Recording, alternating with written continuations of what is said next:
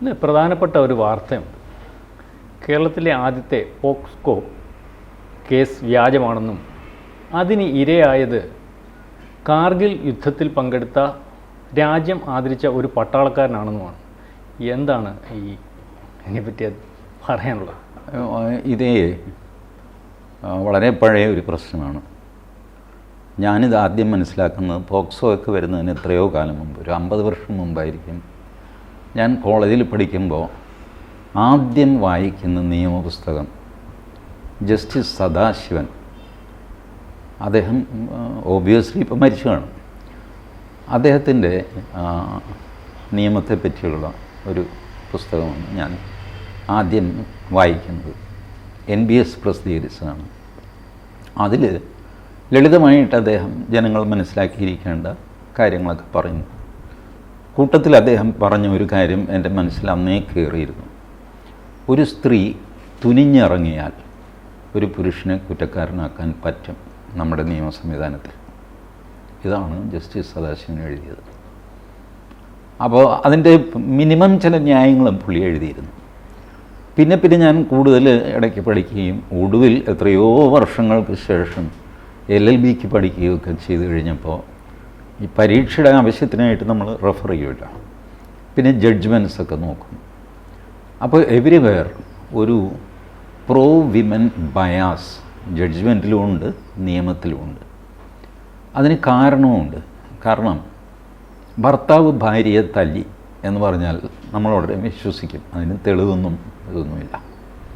പക്ഷേ ഭാര്യ ഭർത്താവിനെ തല്ലിയെന്ന് പറഞ്ഞാലോ, അങ്ങനെ വരാൻ വഴിയില്ല, അതൊന്ന് അന്വേഷിച്ച് ആരത്, ആ തങ്കമ്മയല്ലേ, എനിക്കറിയാം, ഇങ്ങനെയൊക്കെ പറഞ്ഞ് നമ്മൾ we will refuse to believe. കാരണം ഭാര്യ ഭർത്താവിനെ തല്ലാറില്ല.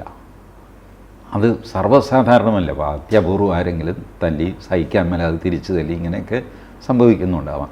പക്ഷേ നേരത്തെ മുതൽ അതുകൊണ്ടാണ് സ്ത്രീകളെ വീക്കർ സെക്സ് എന്ന് വിളിക്കുന്നത്. അങ്ങനെ ഉള്ള വിളി സ്ത്രീ വിരുദ്ധമാണോ എന്ന് എനിക്ക് അറിഞ്ഞുകൂടാ. ഇനി ആണെങ്കിൽ ശരി, വേറെ വാക്കില്ലാത്തതുകൊണ്ട് ഞാനത് പറയുന്നു. അപ്പോൾ ദുർബലരാണ് സ്ത്രീകൾ. ഇതൊക്കെ ഈ ദ്രോഹം കൂടിക്കൂടി വന്നു കഴിഞ്ഞപ്പോഴാണ് ഡൊമസ്റ്റിക് വയലൻസ് ആക്ട് എന്നൊക്കെ പറഞ്ഞ് IPC 498 വലിയ പ്രശ്നമാണ്. ഇപ്പോൾ ഭാര്യയെ തല്ലുക, ഭാര്യയെ ഉപദ്രവിക്കുക, ടോർച്ചർ ചെയ്യുക, ഇതൊക്കെ വലിയ കുറ്റമാണ്. അപ്പോൾ അതിൽ ഫോൾസ് കേസസ് വരാൻ തുടങ്ങി. ബലാത്സംഗത്തിൽ ഫോൾസ് കേസസ് വരാൻ തുടങ്ങി. ഇങ്ങനെയൊക്കെ ഇരിക്കുമ്പോഴാണ് ഈ കൊച്ചു പെൺകുട്ടികളെ ഉപദ്രവിക്കുന്നതിനെതിരെ പോക്സോ കേസ് വരുന്നത്. പോക്സോ നിയമം വന്നു കഴിഞ്ഞപ്പോൾ ഈ കൊച്ചു പെൺകുട്ടികളെ ഈ ബ്ലാക്ക് മെയിലിങ്ങിന് ഉപയോഗിക്കാം. ഒരാളെ ടാർണിഷ് ചെയ്യാൻ വളരെ എളുപ്പമാണ്. പോക്സോ വളരെ സ്ട്രിക്റ്റ് നിയമമാണ്. പിടിച്ചാൽ ജാമ്യം കിട്ടില്ല എന്ന് വെച്ചാൽ കിട്ടില്ല, അങ്ങനത്തെ നിയമമാണ് പോക്സോ. അപ്പോൾ ഇതും ദുരുപയോഗം ചെയ്യുന്നു. ആവശ്യത്തിന് ഒരു മനുഷ്യൻ്റെ ക്രെഡിബിലിറ്റി കളയാൻ വേണ്ടത് എന്താണ് പ്രശാന്ത് ആലോചിച്ച് നോക്കുന്നു. ഒരു പെണ്ണ് കേസ്, അതാണ് നമ്മുടെ കുമാരപിള്ള സാർ സന്ദേശം സിനിമയിൽ പറയുന്നത്, വല്ല ഗർഭക്കേസോ പെണ്ണ് കേസോ ഉണ്ടാക്കി ഒതുക്കടാവുന്നവരെ എന്ന് പറയുന്നത്. കാരണം ഇതാണ് അൾട്ടിമേറ്റ് ഡിഫമേഷൻ എന്ന് പറയുന്നത്, സ്ത്രീ സംബന്ധമായൊരു കേസ് ഉണ്ടാവുക. അല്ല, എനിക്ക് ഇദ്ദേഹം പറഞ്ഞത് അങ്ങ് പറഞ്ഞത് വളരെ കറക്റ്റാണ്. എനിക്ക് നേരിട്ടറിയാവുന്നൊരു കേസുണ്ട്. 83 വയസ്സുള്ള ഒരു മനുഷ്യൻ, പൊതുസമ്മതനായ മനുഷ്യൻ, എല്ലാ രാഷ്ട്രീയ പാർട്ടിക്കാർക്കും ഒരു വാർഡിലെ പഞ്ചായത്ത് മെമ്പർക്കുൾപ്പെടെ എല്ലാവർക്കും പൊതുസമ്മതം, അയൽവക്കത്തൊക്കെ ബന്ധുക്കൾ തമ്മിലുള്ള 2 വയസ്സുള്ള കുഞ്ഞിനെ പീഡിപ്പിച്ചെന്ന് പറഞ്ഞിട്ട് മൊഴി കൊടുക്കുന്ന അമ്മയാണല്ലോ, മൊഴി കൊടുത്തു, അദ്ദേഹത്ത് പോയി. 90 ദിവസം കഴിഞ്ഞാലേ മിനിമം ജാമ്യം കിട്ടത്തുള്ളൂ. ഈ മനുഷ്യനെ കാണാൻ എല്ലാവരും, നാട്ടിലുള്ള എല്ലാവരും ചെല്ലുന്നുണ്ട്, എല്ലാവർക്കും അറിയാം. പക്ഷേ ആ സ്ത്രീ ഈ വൈരാഗ്യം തീർത്തത് ഇങ്ങനെയാണ്. പോലീസ് കേസെടുത്ത പോലീസിന് അറിയാം. പോലീസ് പറയുന്നത് തള്ളയുടെ മൊഴിയെ നമുക്ക് എടുക്കാൻ പറ്റില്ല, അവർ ഞങ്ങൾക്കെതിരെ കോടതിയിൽ പോയാൽ ഒന്നും ചെയ്യാൻ പറ്റത്തില്ല. അപ്പം ഇങ്ങനത്തെ ഒരു നിയമം ശരിക്കും ആവശ്യത്തിന് ഉപയോഗിക്കുന്നതിനെക്കാട്ടി കൂടുതൽ അനാവശ്യമായിട്ട് ഉപയോഗിക്കുന്നു. വേറെ ഒരു കേസ് കൂടി ഞാൻ പറഞ്ഞുകൊണ്ട് പറയാം. അദ്ദേഹം പറഞ്ഞല്ലോ വീക്ക്നെസ് സെക്സ്, അല്ലെ സ്ത്രീ, സാധാരണ ഭർത്താവ് ഭാര്യയാണ് ഇതെല്ലാം ഉള്ളത്. ഞങ്ങളുടെ അടുത്തൊരു കടയുണ്ട്. അപ്പോൾ അവിടെ ഈ 2 ഭാര്യയും ഭർത്താവോടായി ചായക്കട നടത്തുന്നത്. ഈ ചായക്കടയിൽ അതും ഈ ഒരു 70 വയസ്സ് ആയ ഒരു പ്രായമായ അദ്ദേഹക്കാട്ടി ഒരു 5 വയസ്സ് കുറവാണ് സ്ത്രീയുണ്ട്. അപ്പോൾ എപ്പോൾ ചെല്ലുമ്പോഴും ഈ സ്ത്രീ പറയും, എൻ്റെ കുഞ്ഞെ ജീവിക്കാനൊക്കെ ഈ പ്രായത്തിൽ എന്നെ എടുത്തിട്ട് തല്ലുകയാണെന്ന് പറഞ്ഞുകൊണ്ട് ഞങ്ങൾ ചെറുപ്പക്കാരെല്ലാം കൂടെ ചെല്ലുമ്പോൾ ഞങ്ങളുടെ അടുത്ത് പരാതി പറയും. നമ്മൾ പരിസരത്ത് അന്വേഷിച്ചപ്പോൾ സന്ധ്യ കഴിഞ്ഞ് കട അടച്ചു കഴിഞ്ഞാൽ ഇതിനകത്ത് ഭയങ്കര ചായക്കടയും വീടും കൂടെ ഒന്നിച്ചാണ്. ഭയങ്കര വിളിച്ചുപോലെ, ഈ സ്ത്രീയുടെ ഭയങ്കര വിളിച്ചുപോലെ. അവസാനം നമ്മൾ പരിശോധിക്കാൻ തീരുമാനിച്ചു. അവസാനം സ്ത്രീ വിളിച്ചു പോകുന്ന സമയത്ത് ഞങ്ങൾ ഇതിൻ്റെ മേളിൽ ഈ ചായക്കടപ്പുറത്തൊരു കാണാൻ സംവിധാനത്തിലുള്ളൊരു ജനലുണ്ട്. അപ്പം അതിൽ കൂടെ നോക്കിയപ്പം ഈ പുരുഷനെ കുനിച്ചു നിർത്തി സ്ത്രീ കൈമുട്ടുകൊണ്ട് ഇടിച്ചുകൊണ്ട് അവർ വിളിച്ചു, അയ്യോ എന്നെ കൊല്ലുന്നേ, അയ്യോ എന്നെ കൊല്ലുന്നേ. ഇയാൾക്കിത് വെളിയിൽ പറയാനും വയ്യാത്ത അവസ്ഥ. അത് ഇതിനകത്തൊക്കെ ഇദ്ദേഹം പറഞ്ഞുകൊണ്ട് ഞാൻ പറഞ്ഞതാണ്. അല്ല, ഈ ഇത്തരം ധാരാളം പരാതികളുണ്ട്. ഈ 498 എടുത്തു കളയണം എന്ന് പറഞ്ഞ് പുരുഷന്മാരുടെ വലിയ കംപ്ലൈൻറ്റ്. ഇതൊക്കെ ഡൊമസ്റ്റിക് വയലൻസിൽ പെടുന്നതാണല്ലോ. ഭാര്യയും ഭർത്താവ് ഒരുമിച്ച് താമസിക്കുന്നു, ഇതിനിടയ്ക്ക് ഭർത്താവ് ഭാര്യയെ തല്ലുന്നു, ഉപദ്രവിക്കുന്നു, ടോർച്ചർ ചെയ്യുന്നു. അതാണ് ഡൊമസ്റ്റിക് വയലൻസ്. ഇതിൻ്റെ ഫോൾസ് കേസ് കൊണ്ട് ശ്വാസം മുട്ടിയിട്ട് ഇന്ത്യയിൽ ഇപ്പോൾ വലിയൊരു ക്യാമ്പയിൻ നടക്കുന്നുണ്ട്. ഈ 498 എടുത്ത് കളയണം. കാരണം ഭർത്താവ് മാത്രമല്ല, ഭർത്താവിൻ്റെ അമ്മയെയും അച്ഛനെയും ഒക്കെ അറസ്റ്റ് ചെയ്യാം 498 വെച്ചിട്ട്. അത് ചെയ്യണം. ചെയ്തില്ലെങ്കിൽ ചിലപ്പോൾ കോടതി കയറി ചൂടാകും. എന്താ അമ്മയും അച്ഛനെ അറസ്റ്റ് ചെയ്യാത്തത്? ഇയാളെ മാത്രം അറസ്റ്റ് ചെയ്താൽ പോരാ, അറസ്റ്റ് ദം, ഇങ്ങനെ ഓർഡറൊക്കെ ഇടും. അപ്പോൾ ആകെ കൂടെ പോലീസുകാർക്ക് വലിയ പ്രശ്നമാണ്. ഈ പ്രശാന്ത് പറഞ്ഞ പോലെ അവർക്ക് നേരിട്ട് അറിയാമെങ്കിൽ പോലും ഇത് ചെയ്യാതിരിക്കാൻ പറ്റില്ല. ഞാനിപ്പോൾ പുരുഷന്മാരുടെ ഭാഗം വാദിക്കുകയല്ല. ടൈംസ് ഓഫ് ഇന്ത്യയിൽ റിപ്പോർട്ട് വന്നു ഒരു 3-4 വർഷം മുമ്പ്. ബോംബെയിലൊരു സംഭവമാണ്. ഒരു സ്ത്രീ കോടതിയിൽ വന്നിരിക്കുന്നു, മജിസ്ട്രേറ്റ് കോടതിയിൽ. അവർ ബലാത്കാരം ചെയ്യപ്പെട്ടു. പക്ഷേ പോലീസ് FIR പോലും ഇട്ടില്ല. 6 മാസമായി FIR പോലും ഇട്ടിട്ടില്ല. അതാണ് അവരുടെ പരാതി.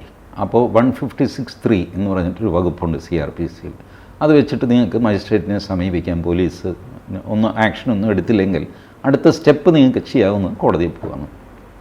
അപ്പോൾ ഇവർ നല്ല വെൽ ബിൽറ്റ് ഒരു സ്ത്രീയാണ്. അപ്പോൾ മജിസ്ട്രേറ്റ് തട്ടിക്കൊരു വാട്ട് നോൺസെൻസ്, 6 മാസം കഴിഞ്ഞിട്ട് ഇത് ഞാൻ സമ്മതിക്കാൻ പോകുന്നില്ല, കമ്മീഷനോട് ഹാജരാവാൻ പറ. ഏത്? Mumbai city police commissioner. ഇത്രയും ബിസിയും ഇത്രയും ഭ്രാന്ത് പിടിച്ച തിരക്കുള്ളൊരു മനുഷ്യനെ വേറെ കാണില്ല. ഭാരതത്തിൽ തന്നെ ഏറ്റവും ബുദ്ധിമുട്ട് പിടിച്ചൊരു ഡ്യൂട്ടിയാണ് മുംബൈ സിറ്റി പോലീസ് കമ്മീഷണറുടെ. അങ്ങേരോട് നേരിട്ട് ഹാജരാവാൻ പറഞ്ഞു. ഉച്ചയ്ക്ക് 2 മണിക്ക് ഹാജരാവണം. ഇങ്ങേര് വന്നപ്പോൾ 3 മണിയായി. പ്രതിയും കൂട്ടത്തിലുണ്ട്. 3 മണിക്ക് വന്നതിന് കുറേയധികം ശകാരിച്ചു, 1 മണിക്കൂർ താമസിച്ചു. ഇതെല്ലാം ഇദ്ദേഹം മിണ്ടാതെ നിന്ന് കേട്ടിട്ട് പറഞ്ഞു, സാർ ഇതാണ് പ്രതി. ഇയാളുടെ 7 വർഷം മുമ്പ് ഇയാളുടെ ഒരു വശം തളർന്നുപോയി. വളഞ്ഞാണ് ഇയാൾ നിൽക്കുന്നത്. ഒരു വശത്ത് ക്രച്ച് വെച്ച് തളർന്ന വശം ഇങ്ങനെ താങ്ങിപ്പിടിച്ച് ഇദ്ദേഹത്തെ ഒരു പാൻറ്റും ഷർട്ടും ഇടിയിക്കാൻ പെട്ട പാട് എനിക്കും ഇദ്ദേഹത്തിൻ്റെ ഭാര്യയ്ക്കും അറിയാവുള്ളൂ. അങ്ങനെ ചെയ്ത് ഒരു ജീപ്പിൽ താങ്ങിപ്പിടിച്ച് കയറ്റി ഇവിടം വരെ എത്തണ്ടേ. ഞാൻ താമസിച്ചു സാർ 1 മണിക്കൂർ. ഈ മനുഷ്യൻ കഴിഞ്ഞ 7 വർഷമായിട്ട് ഇതാണ് സ്ഥിതി. കട്ടിലിൽ നിന്ന് എണീക്കണമെങ്കിൽ പരസഹായം വേണം. ഇദ്ദേഹം ബലാത്സംഗം ചെയ്തു ഈ സ്ത്രീ. അപ്പോൾ മജിസ്ട്രേറ്റ് നോക്കിക്കഴിഞ്ഞപ്പോൾ ഇവർ നല്ല ഒലക്ക പോലത്തെ, മറ്റേ മാർട്ടിനാ നവരത്തിൽ ഓയാക്കിയില്ലേ, അതുപോലത്തെ കൈയൊക്കെ ഉള്ള സ്ത്രീയാണ്. സ്ത്രീയുടെ മുഖഭാവം മാറാൻ തുടങ്ങി. മജിസ്ട്രേറ്റ് നോക്കിയിട്ട് പറഞ്ഞു, ഇയാളാണോ നിങ്ങളെ ബലാത്സംഗം ചെയ്തത്? അതേന്ന് പറഞ്ഞു. ഈ കോക്ക് ആൻഡ് ബുൾ സ്റ്റോറി ഞാൻ വിശ്വസിക്കുന്നതാണ്.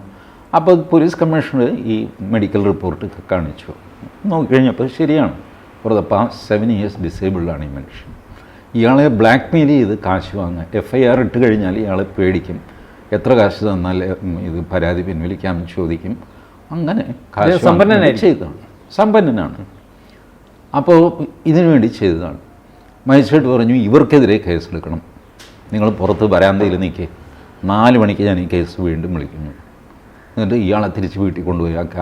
ഐ ആം സോറി കമ്മീഷണർ എന്ന് പറഞ്ഞിട്ട് കമ്മീഷണർ പോയി. 4 മണിക്ക് ഇവരുടെ കേസ് വിളിച്ചു. ഇവരുടെക്ക് മുങ്ങാൻ നോക്കി, പോലീസുകാർ സമ്മതിച്ചില്ല. ഇനി അങ്ങനെ രക്ഷപ്പെടാൻ പറ്റില്ല, ഇവിടെ നിൽക്ക്, 4 മണിക്ക് വിളിക്കും. 4 മണിക്ക് കേസ് വിളിച്ചു. അപ്പോൾ ബാക്കി വക്കീലന്മാരെ പറഞ്ഞു, ദയ കാണിക്കണം, ഒരു ദുർബല നിമിഷത്തിൽ അങ്ങനെ പൈസ കിട്ടുമല്ലോ. ഇവരും കരച്ചിലായി, എന്നെ ഇന്ന ആൾക്കാരൊക്കെ പറഞ്ഞിട്ട് ഞാൻ അങ്ങനെ ചെയ്തതാണ്, അതാണ്. ഫൈനലി ഒന്നും ചെയ്യാതെ അവരെ അങ്ങ് വിട്ടു. ശരി പോട്ടെ, മേലാൽ ഇതുപോലത്തെ തെമ്മാഴത്തരം കാണിക്കരുതെന്ന് വിട്ടു. ആ റിപ്പോർട്ടിൽ ടൈംസ് ഓഫ് ഇന്ത്യ പറയുന്നത്, മഹാരാഷ്ട്രയിൽ രജിസ്റ്റർ ചെയ്യുന്ന ബലാത്സംഗ കേസുകളിൽ 68% വ്യാജമാണെന്ന് പോലീസ് കണ്ടെത്തിയിട്ടുണ്ട്. പോലീസിൻ്റെ കയ്യിൽ റിപ്പോർട്ടുണ്ട്. കോടതിയിൽ പോയിട്ട് വ്യാജമാണെന്ന് തെളിഞ്ഞ കേസുകളല്ല, അത് വെറുതെ പറഞ്ഞുണ്ടാക്കുന്നതല്ല. 68%. ബട്ട് ഒരു കാര്യം 68% വ്യാജം എന്ന് പറയുമ്പോൾ അതിനർത്ഥമുണ്ട് 32% ജെനുവിനാണ്. അപ്പോൾ ഈ നിയമങ്ങൾക്ക് അതിൻ്റെ പ്രയോജനമുണ്ട്, അത് ദുരുപയോഗം ചെയ്യുന്നവരുമുണ്ട്. നിയമമനുസരിച്ച് ജീവിക്കുക എന്ന് പറയുന്ന ഒരു കൾച്ചറാണ്, കംപ്ലയൻസ് ഓഫ് ലോ ഒരു കൾച്ചറാണ്. പല സ്ഥലത്തും ആ കൾച്ചർ ഡെവലപ്പ് ചെയ്തിട്ടില്ല, അല്ലെങ്കിൽ അധികാരത്തിൻ്റെ ബലത്തിൽ പണത്തിൻ്റെ ബലത്തിൽ എനിക്ക് എന്തും ചെയ്യാം എന്നൊക്കെയാണ്. ഇപ്പോൾ ഈ ബലാത്സംഗ കേസുകളൊക്കെ നീക്കട്ടെ, സാധാരണഗതിയിൽ ഒറ്റയ്ക്കൊരു പെൺകുട്ടിയെ ഒരു മുറിയിൽ കരണത്ത് ആഞ്ഞൊരൊറ്റ അടി വെച്ച് കൊടുത്തു കഴിഞ്ഞാൽ ഈ കണ്ണിൽ നിന്ന് പൊന്നിച്ച് പുറക്കുകയുണ്ട്. Then she will be your slave. ഒന്നും ചെയ്യാൻ തോന്നുന്നില്ല, ഭയന്നിട്ട്. നിങ്ങളാണെങ്കിൽ ഒരു 6 അടി പൊക്കവും തടിയുമൊക്കെ ഉള്ള മനുഷ്യന് ഒന്നും നിസ്സഹായമായിട്ട് കീഴടങ്ങും. എന്നിട്ട് നിങ്ങൾ കോടതിയിൽ അറിയുകയും ഇത് കൺസെൻറ്റ് ഉണ്ടായിരുന്നു എന്ന് പറഞ്ഞിട്ട്. ഈ കൺസെൻറ്റ് ഭീഷണിപ്പെടുത്തി വാങ്ങിയതാണ്. പക്ഷേ ഭീഷണിപ്പെടുത്തി എന്നുള്ളതിന് തെളിവില്ല. പഴയ ആ വലിയൊരു ആർഗ്യുമെൻ്റ് വക്കീലന്മാരുടെ you cannot thread a moving needle, ഇതാണ് ആർഗ്യുമെൻറ്റ്. അത് കേട്ടാൽ ആളുകൾക്ക് അതിൻ്റെ അർത്ഥം മനസ്സിലാവും. ഇങ്ങനെ പറഞ്ഞാണ് ബലാത്സംഗ കേസുകളിൽ നിന്ന് രക്ഷപ്പെട്ടുകൊണ്ടിരുന്നത്. ചലിച്ചുകൊണ്ടിരിക്കുന്നൊരു സൂചിയിൽ നൂല് കോർക്കാൻ സാധ്യമല്ല, ചലിച്ചില്ലെങ്കിൽ അതിൻ്റെ അർത്ഥം സമ്മതമാണെന്നാണ്. And it was agreed.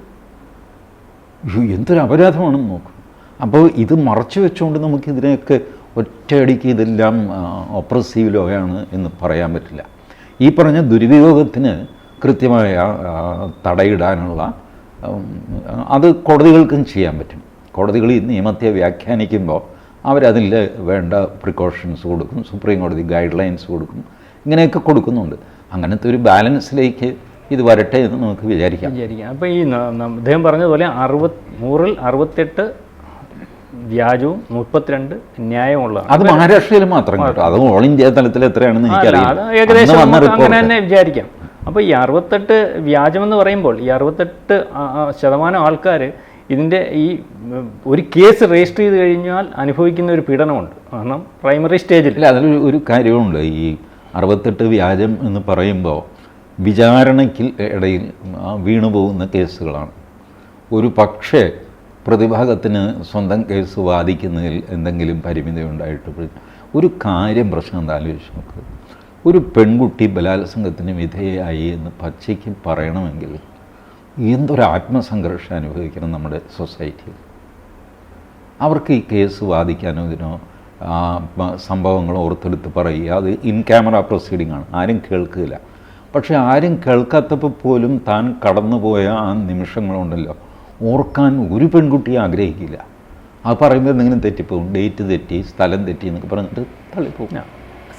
സംഭവിച്ച ആൾക്കാർക്ക് പറ്റുന്ന കാര്യം ഇദ്ദേഹം പറഞ്ഞു. ഇത് സംഭവിക്കാതെ ഇതുപോലെ ഈ പറഞ്ഞതുപോലെ വ്യാജേന ഓരോരുത്തരെ കൊടുക്കാൻ നിൽക്കുന്നതുകൊണ്ട് എന്തായാലും ആദ്യത്തെ കേസ് തന്നെ ഒരു ഇന്ത്യക്ക് വേണ്ടി സേവനമനുഷ്ഠിച്ച ഒരു പട്ടാളക്കാരനെതിരെയാണ്. അത് വളരെ മോശമായി പോയി. ഇനി അങ്ങനെ ഉണ്ടാവാതിരിക്കട്ടെ. കൂടുതൽ വാർത്തകളും വിശേഷങ്ങളും നിങ്ങളിലേക്ക് എത്താൻ ABC മലയാളം സബ്സ്ക്രൈബ് ചെയ്യുക, ബെൽ ബട്ടണും അമർത്തുക.